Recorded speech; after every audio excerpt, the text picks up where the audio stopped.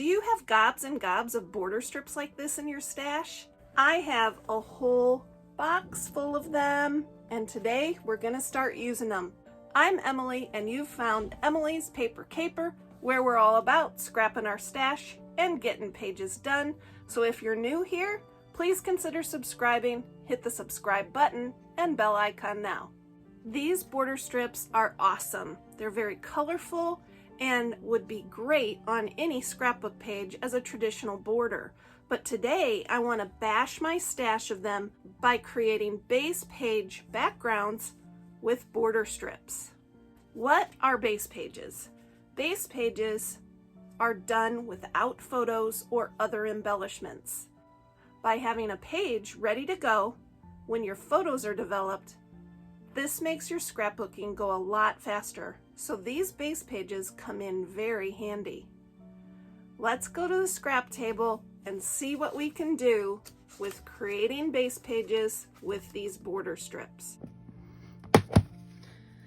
These border strips are mostly divided by color, and I have a lot of different ideas for arranging the border strips on pages. I'll show you how I put together a few backgrounds, and then be sure to watch to the very end because I'll flip through all my completed base pages.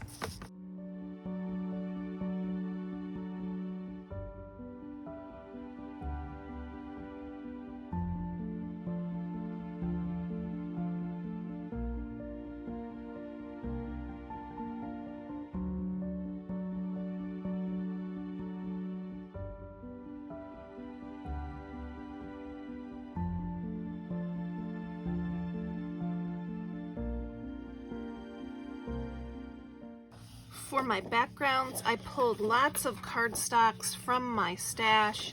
This is a cardstock that I had for many years, and I must have gotten it when the girls were little because there's a choo-choo train and balls and cars and just all kinds of child toys.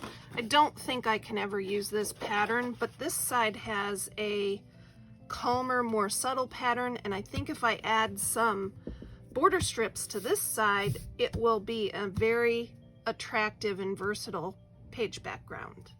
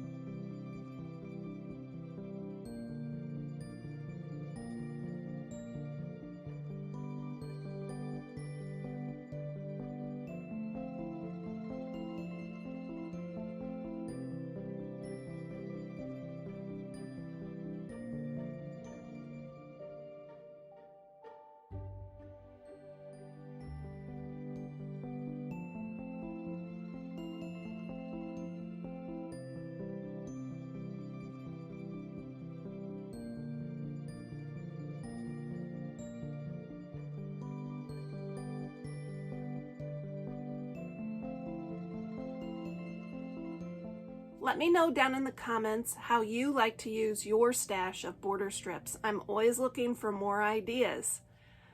Here are a couple more links to 2 more videos. We can keep on scrapping together.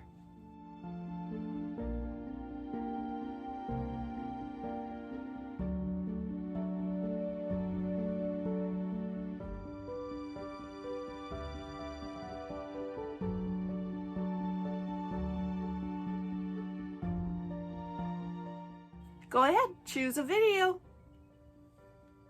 I'm ready to keep on scrapping.